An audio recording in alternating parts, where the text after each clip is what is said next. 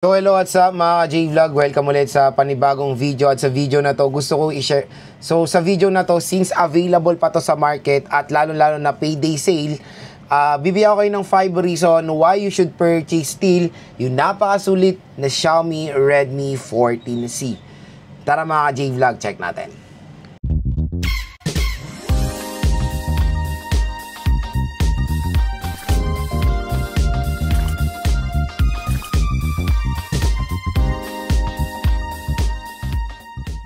Then mga J-Vlog, shoutout sa mga nakanood ng unboxing, first impression, full review natin sa Xiaomi Redmi 14C.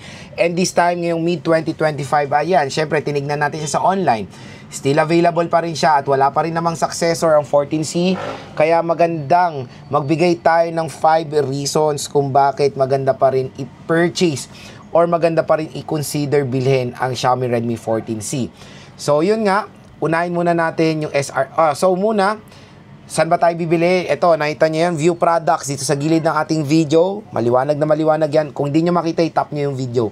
Makikita nyo view products para may redirect kayo sa below SRP na Xiaomi Redmi 14C. So yun nga, SRP muna tayo. Meron tayong 4GB 128 sa presyo na 4,999. Meron tayong 6GB 128 sa presyo na 5,999 at 8GB 256 sa presyo na 6,999. Pero sa online, syempre, nag-explore tayo dito sa ating link. Ayan, yung 4GB 128 ng Xiaomi Redmi 14C. So, mas mura siya. For example, yung 6GB 128 natin, yung presyo niya is 6K.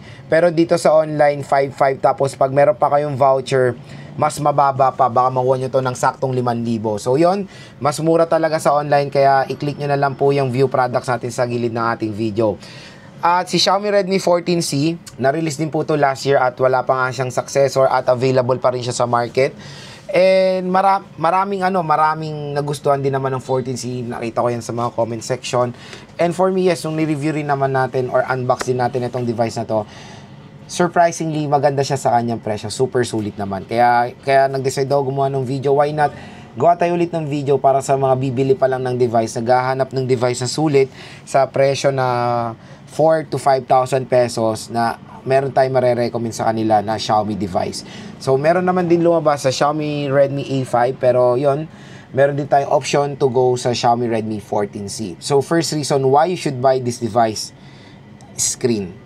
Napakalaki ng screen nito. Yan yung unang nagustuhan ko dito. For me, gusto ko talagang gawing daily driver ang Xiaomi Redmi 14C.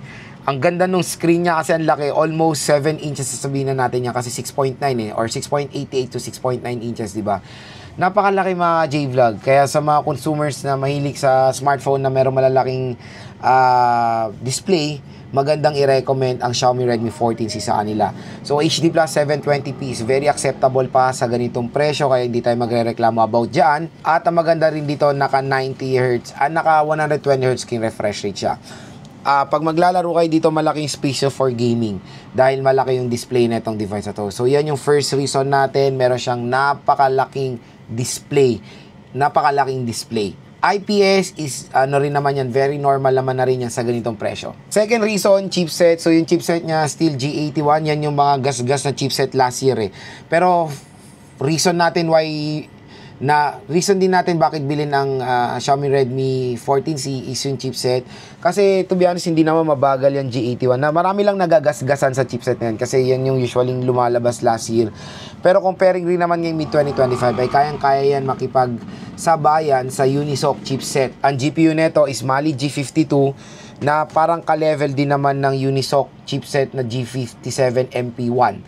So, nakapaglaro naman na tayo sa 14C and okay rin naman ang performance sa gaming. Nakakapag-handle din naman siya ng Mobile Legends, ng COD, ng Honor of Kings. At I think na-try natin ng Genshin dito. Nakapag-try tayo dito sa lowest settings. Okay rin naman ang kanyang performance. Kaya, yon. Snappy rin naman siya for day-to-day tasks or casual things like opening of apps, scrolling sa social media. Wala naman din ng delay ng opening of apps dito sa Xiaomi Redmi 14C. Third reason is camera. Camera niya malinaw mga J-Vlog, 450 megapixel main camera. At hindi lang yun, yung design ng camera niya. Ano to talaga, paniguradong eye-catcher to pag ginamit nyo outdoor. Kasi pag kinanya, hello, ang laki nung camera module niya, talaga makakuha to natin. Ano kayang cellphone nun? Ang laki naman ng camera niya. Pero in reality, maliit na yung lente nun, ganun kaliit. Pero, yung camera quality niya naman for 50 megapixel, for its price tag, nakakapagbigay rin naman ng justice. Malinaw rin naman kahit papaano mga ka-J-Vlog. So, yun yung third reason natin, camera, malinaw din. Fourth reason natin mga J-Vlog is battery. So, beyond 5K ang battery. Dito na nagsimula si Xiaomi mag-offer ng beyond 5K battery sa murang halaga. Kasi, yun nga, ngayon is nasa 5.5 na sila, 5.2, 5.3 ngayon. Ito is 5.160 na mataas yan mga J-Vlog. Specs-wise, syempre mataas yung 5K mAh battery. Beyond pa. Nung nag-game test tayo dito, makunat din naman ang battery nito. And nung day-to-day lang natin ginagamit ang Xiaomi Redmi 14C, matagal din naman siya malobat. Yung charging rate niya, sa kanyang presyo is minimum na. For below 6,000 pesos, minimum ang 18 watts. So, pag charge ito sa 18 watts, siguro mga 1 hour and 30 minutes, full charge rin naman ng Xiaomi Redmi 14C, kaya wag kayong mag-alala about dyan. And, nakakatuwa na meron tayong makukuha device sa murang halaga, tapos makunat pa ang battery. At ang final reason mga J-Vlog, RAM at ROM. So, meron naman tayong plenty of RAM at plenty of storage dito sa Xiaomi Redmi 14C. Take for example, yung pinakamura, makuha nyo to ng 4 plus 4GB 128, sulit yan. Plenty of storage, hindi to 64 na, okay.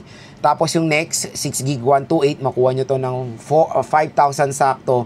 Napakasulit kasi 6GB of RAM na yung offer niya, tinernon pa ng minimum na 128GB. Tapos yung pinaka-last, makuha nyo to ng 6,000 flat sa online dito sa ating link, napakasulit ng 8GB 256. So, biruin mo for a price tag na below 6,000 pesos, 256 gigabytes is napakagandang storage na sa ganitong murang halaga na device. So, yon, very generous naman si Xiaomi when it comes sa smartphone sila ngayon. At nakakatuwa na hindi na sila naglalagay ng 64 gigabytes nung last year pa to, especially this year din sa 14C. I hope sa 15C hindi naman na sila maglagay ng 4GB of RAM, di ba? Let's see. Pero again, mid-2025, yung RAM at ROM na itong device na to is sulit din naman kahit papaano. Tapos, meron tayong sisingit. So, yun yung 5 reason natin. Meron pa akong sisingit na isang maganda. Yung design niya. Yung green neto, yung color green neto, napakalupit. Kasi leather. Biruin mo sa murang halaga, naka-leather design na back cover. Biruin mo, hindi mo akalain na mura lang to, tapos naka-leather pa siya. Kaya, syempre sa mga ibang consumers, naghahanap sila ng ng smartphone sa design and aesthetic. Yan yung main buying factor nila, design and aesthetic. Meron pang mga ganyang consumers. So, kung naghanap kayo ng premium design sa murang halaga, maganda rin i-recommend ang Xiaomi Redmi 14C. So, yun mga ka-J-Vlog ang ating 5 reasons why you should purchase this device. Kaya kung interested kayo, wag na kayo magdalawang isip la. I-click nyo na lang po yung view products natin dito para ma-redirect kayo sa napakamura, super sulit pa rin ngayong 2025 na Xiaomi Redmi 14C.